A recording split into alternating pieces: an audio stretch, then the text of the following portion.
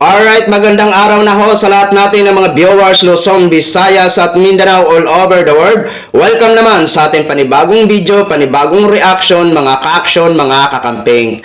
So may gusto lang ho ako na i-share ho sa inyo. Ito yung pagbigay ng reaction ni Ma'am Labiriti sa pagka-reject ng interim release ni dating Pangulong Duterte. O eto, marami naman talagang magagalit na mga DDS sa sasabihin nito ni Ma'am Labiriti. Ang galing ng galing. Oo. Sabi ni Ma'am Labiriti, akala ba namin kami ang iiyak? Bakit kayo ngayon ang umiiyak?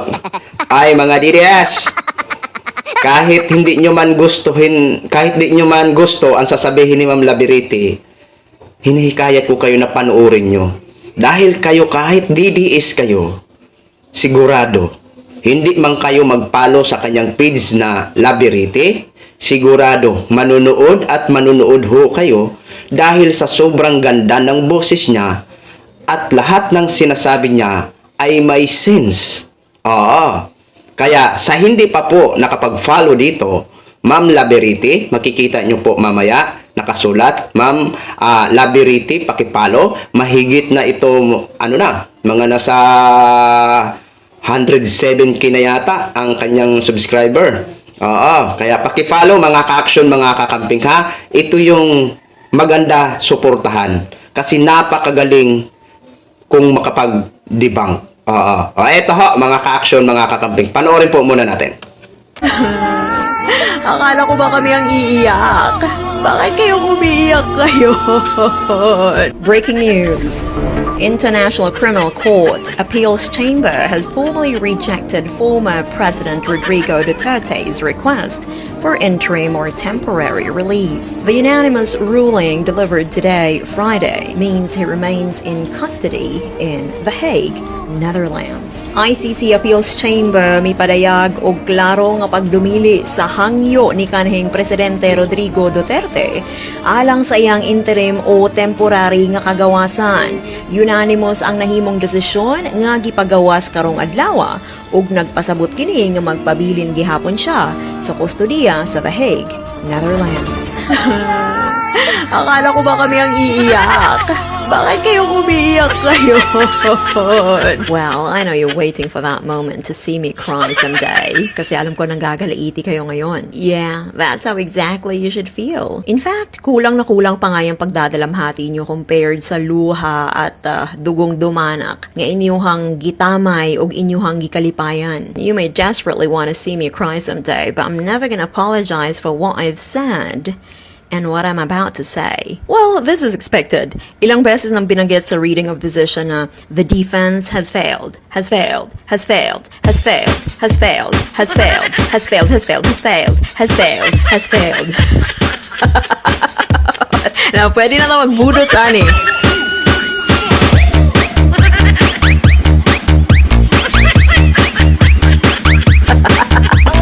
Ay, tawon sab.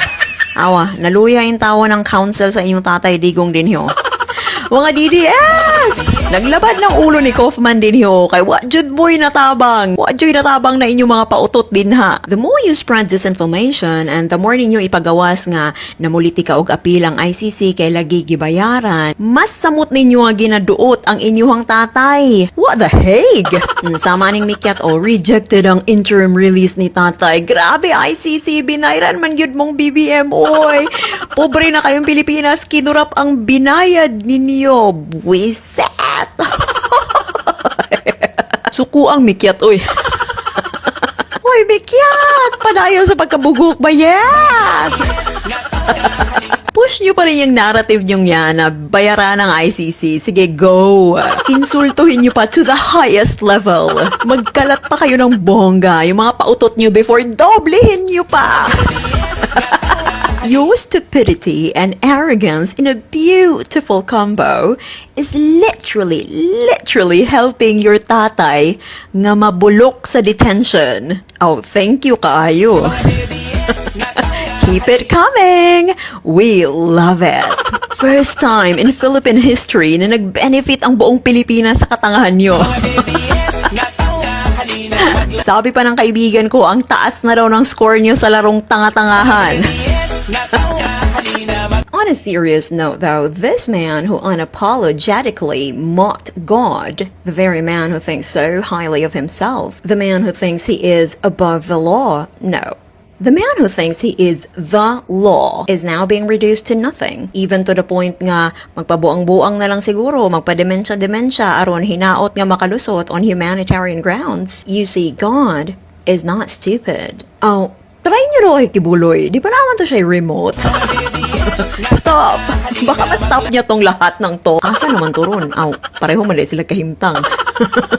Ay, pastilan mga DDS. Ambot na lang ninyo. Nala, sige. Good night for now. Makakatulog tayo ng maayos. Mabuhay ang Pilipinas. Yun na ho, mga ka-action, mga kakampeng. Grabe, no? Napakagaling talaga ni ma'am magsalita. Hinahangaan ko talaga ito si ma'am.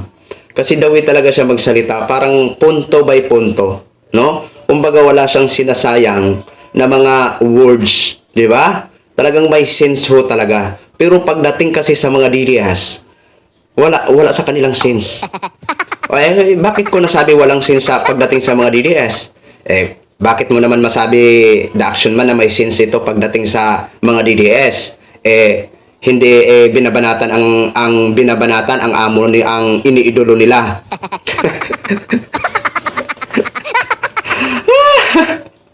Well, ang masasabi ko diyan, alam nyo, sa totoo lang, tama yung sinasabi ni Ma'am Laberiti. Na yung isa sa mga, siguro kasi ang ICC, siyempre, nagbabasa din to, nanonood din to, siyempre may translator ho ito eh. Kasi alam naman po natin kung makapag-post itong mga ilan sa mga supporters, grabe ho na mga panginginsulto, kung ano-ano ang sinasabi sa ICC. Kaya, masasabi ko din na isa din sa mga naapektuhan, di ba? Kasi mayayabang ang ilan sa mga DDS eh. Oo, kung makapagsalita, kala mo, totoo ang kanilang sinasabi. Wala naman sense. Di ba? Kaya, yan ang naging resulta. Nga. Akala ko nga, kasi, di ba, nung November 28, na-reject. Akala ko nga, dahil sa na-reject, marami na ang mga DDS na magrarally noong November 30. Wala eh. Ganun at ganun pa rin ang mga ang mga crowd. Di ba? Kaya sa inyo mga DDS, kung ako sa inyo, advice ko lang, tahimik na lang kayo. Oo. Tahimik na lang kayo kasi dawin na kung ano-ano ang sinasabi nyo sa ICC, maniwala kayo sa akin sa hindi. Nagbabasa din yan eh, may translator din yan. Kaya may intindihan talaga nila kung ano ang mga sasabihin nyo. Kaya kung ako sa inyo, medyo tahimik na lang muna. Total may council naman. Si dating Pangulong Duterte, siya na ang bahala dun. Hindi yung kung ano-ano ang sasabihin nyo, hindi naman nakakatulong. Ayan, tuloy ang nagiging resulta. Di ba? Kaya kung ako sa inyo, tahimik na lang kayo. Tulad ngayon, halimbawa, total, parang wala naman talagang kapag-asa-pag-asa. Yung mga panawagan yung Marcos resign. Tahimik na lang muna kayo. Oo, tahimik na lang muna kayo. Kumbaga, ano na lang, support na lang muna kayo. Di ba? Suportahan nyo si Vice President Sara Duterte kung ano ang kanyang mga magagandang ginagawa o i-vlog nyo. Di ba? Kasi kung tuloy-tuloy kayo na ganyan, nako, hindi na nga maaabot ang pangarap nyo na maparesign si Mr. President Bongbong Marcos. Baka matatalo pa yan si Vice President sa 2028 kung yan ang ginagawa nyo. Di ba?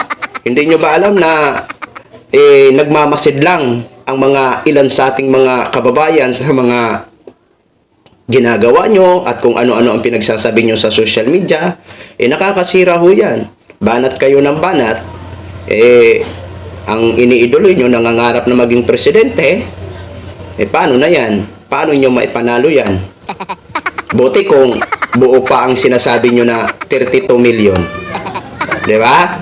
O, yun lang ho, mga ka-action, mga kakamping knog. Share ko lang ho sa inyo yan. Maraming salamat po sa lahat natin ng mga viewers, Luzon, Visayas at Mindanao, all over the world. Ako po, ang inyong likod, si Action Man. Have a good day, everyone.